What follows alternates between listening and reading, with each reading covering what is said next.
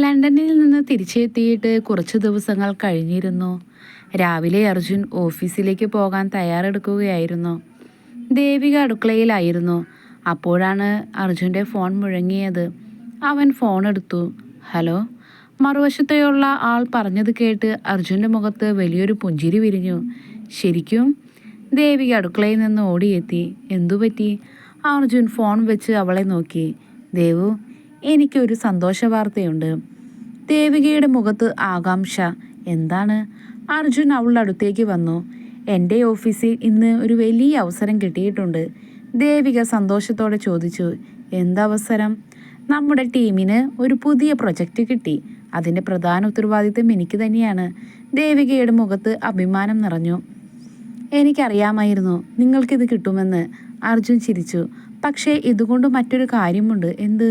അടുത്തത് കുറച്ച് ദിവസങ്ങൾ എനിക്ക് ഓഫീസിൽ കുറച്ച് കൂടുതൽ സമയം ചെലവഴിക്കേണ്ടി വരും. ദേവികയുടെ മുഖത്തെ സന്തോഷം അല്പം മാറി. അപ്പോൾ അർജുൻ അവളുടെ കൈ പിടിച്ചു. നമ്മുടെ സമയം കുറയുമെന്ന് പേടിക്കേണ്ട. ജോലി കഴിഞ്ഞാൽ എത്ര വൈകിയാലും ഞാൻ നിന്നോടൊപ്പം സമയം ചെലവഴിക്കും.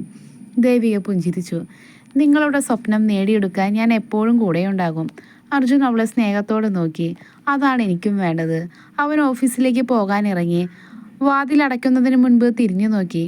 വൈകിട്ട് എനിക്ക് വേണ്ടി കാത്തിരിക്കണം. ദേവിക ചിരിച്ചു. എപ്പോഴും. വാതിലടഞ്ഞു. ദേവിക ഒറ്റയ്ക്ക് വീട്ടിനുള്ളിലേക്ക് തിരിഞ്ഞു നടന്നു. അവൾക്കറിയില്ലായിരുന്നു അർജുൻ്റെ ജോലിയിൽ വന്ന ആ പുതിയ മാറ്റം അവരുടെ ജീവിതത്തിൽ മറ്റൊരു വലിയ വഴിത്തിരിവിന് കാരണമാകുമെന്ന്. അർജുൻ ജോലി തിരക്ക് കൂടിയതോടെ വീട്ടിലെത്തുന്ന സമയം കുറയാൻ തുടങ്ങി. പക്ഷേ ദേവികയുടെ കാര്യത്തിൽ അവൻ ഒരു വിട്ടുവീഴ്ചയും ചെയ്തില്ല. രാവിലെ ഓഫീസിലേക്ക് പോകുന്നതിന് മുൻപ് അവൾക്ക് വേണ്ട മരുന്നുകളും ഭക്ഷണവും എല്ലാം എടുത്തു വയ്ക്കും. ദേവു, ഭക്ഷണം കഴിക്കാതിരിക്കരുത്. കഴിക്കും. നീ കഴിക്കുമെന്ന് പറഞ്ഞാൽ മാത്രം പോരാ, ഞാൻ വിളിച്ചു ചോദിക്കും. ദേവിക ചിരിച്ചു. ഓഫീസിൽ ഇത്ര തിരക്കുണ്ടായിട്ടും എന്നെ നോക്കാൻ സമയമുണ്ടല്ലോ. അർജുൻ അവൾ അടുത്തേക്ക് വന്നു. വയറിൽ പതുക്കെ കൈവച്ചു. നിന്നെ നോക്കാതെ എനിക്ക് എങ്ങനെ സമാധാനമായി ജോലി ചെയ്യാൻ പറ്റും? നിങ്ങളെ രണ്ടുപേരെയും നോക്കേണ്ടതല്ലേ? ദേവിക അവൻ്റെ കയ്യിൽ കൈവച്ചു. ഞാൻ ശ്രദ്ധിച്ചോളാം. നീ മാത്രമല്ല, ഇനി ഞാൻ കൂടെയുണ്ട്. അന്ന് വൈകുന്നേരം ദേവികയ്ക്ക് ചെറിയൊരു ക്ഷീണം തോന്നി. അർജുൻ ഓഫീസിൽ നിന്ന് നേരത്തെ തന്നെ വീട്ടിലെത്തി. അവളെ കണ്ടപ്പോൾ ചോദിച്ചു. എന്തുപറ്റി? കുറച്ച് ക്ഷീണമുണ്ട്. അർജുൻ ഉടനെ അവളെ സോഫയിൽ ഇരുത്തി. നീ കിടക്ക്. ഇന്ന് അടുക്കളയിലൊന്നും ചെയ്യേണ്ട. പക്ഷേ ഭക്ഷണം അത് ഞാൻ ഉണ്ടാക്കാം. ദേവിക ചിരിച്ചു. നിങ്ങൾക്ക് പാചകം അറിയാമോ? ഇന്ന് മുതൽ പഠിച്ചോളാം. അവൻ അടുക്കളയിലേക്ക് പോയി. ദേവിക അവനെ നോക്കി ചിരിച്ചുകൊണ്ടിരുന്നു. കുറച്ചു നേരം കഴിഞ്ഞ് അർജുൻ ഒരു ഗ്ലാസ് ജ്യൂസുമായി അവിടെ എത്തി. ഇത് കുടിക്ക്. ദേവിക ഗ്ലാസ് വാങ്ങി. നിങ്ങൾ ഇങ്ങനെ മാറുമെന്ന് ഞാൻ ഒരിക്കലും കരുതിയില്ല. അർജുൻ അവളുടെ അരികിലിരുന്നു. നമ്മുടെ കുഞ്ഞ് വരാൻ പോകുമ്പോൾ ഞാൻ മാറാതെ എങ്ങനെ ഇരിക്കും? ദേവികയുടെ കണ്ണുകൾ സന്തോഷം കൊണ്ട് നിറഞ്ഞു. അവൾ അർജുൻ്റെ തോളിൽ തല ചായ്ച്ചു. എനിക്ക് പേടിയൊന്നുമില്ല, നിങ്ങൾ കൂടെയുണ്ടല്ലോ. അർജുൻ അവളുടെ നെറ്റിയിൽ ചുംബിച്ചു. എന്തു വന്നാലും ഞാൻ കൂടെയുണ്ടാകും. അവർ രണ്ടുപേരും കുറച്ചുനേരം നിശബ്ദമായി ഇരുന്നു. പുറത്ത് ലണ്ടൻ നഗരത്തിൻ്റെ വെളിച്ചങ്ങൾ തെളിഞ്ഞുകൊണ്ടിരുന്നു.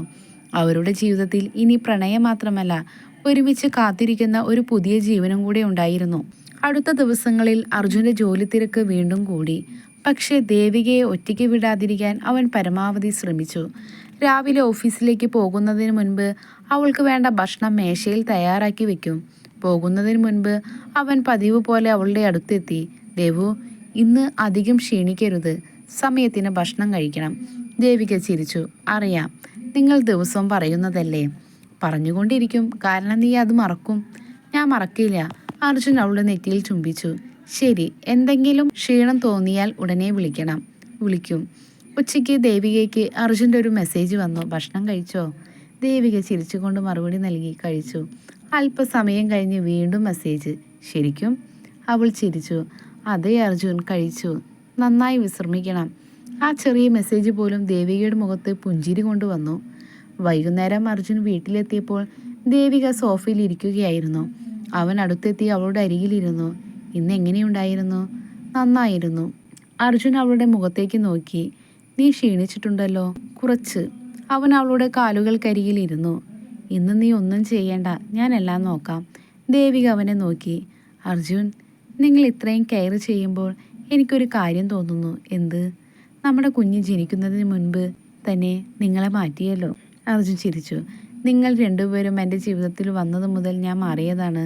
ദേവിക പതുക്കെ അവൻ്റെ കൈ പിടിച്ചു. നമ്മൾ ഒരിക്കൽ എത്ര അകലെയായിരുന്നു. അർജുൻ അവളുടെ കണ്ണുകളിലേക്ക് നോക്കി. പക്ഷേ ഇന്നും നോക്ക്, നമ്മുടെ ലോകം തന്നെ മാറി. അവൻ അവളുടെ വയറിൽ പതുക്കെ കൈവച്ചു. ഇവനല്ലെങ്കിൽ ഇവൾ വരുമ്പോൾ നമ്മുടെ ചെറിയ ലോകം ഇനിയും വലുതാകും. ദേവിക പുഞ്ചിരിച്ചു. നമ്മുടെ കുഞ്ഞിന് ആദ്യം ആരുടെ സ്വഭാവം വേണം? അർജുൻ ഉടനെ പറഞ്ഞു. നിൻ്റേത്. എന്തുകൊണ്ട്? നിന്നെപ്പോലെ സ്നേഹിക്കാൻ അറിയുന്ന ഒരു മനസ്സ് വേണം. ദേവിക അവൻ്റെ തോളിൽ തല ചായ്ച്ചു. ആ നിമിഷം അവരുടെ ജീവിതത്തിൽ ഒരിക്കൽ പോലും പ്രതീക്ഷിക്കാത്തത്ര സ്നേഹവും സന്തോഷവും നിറഞ്ഞിരുന്നു. പക്ഷേ അടുത്ത ദിവസം രാവിലെ ദേവികയ്ക്ക് പെട്ടെന്നൊരു ചെറിയ ക്ഷീണം അനുഭവപ്പെട്ടു. അർജുൻ അത് കണ്ടതും അവളുടെ അടുത്തേക്ക് ഓടിയെത്തി. ദേവു, എന്തുപറ്റി? ദേവിക അവനെ നോക്കി. എനിക്ക് എന്തോ. അർജുൻ്റെ മുഖത്ത് ആശങ്ക നിറഞ്ഞു.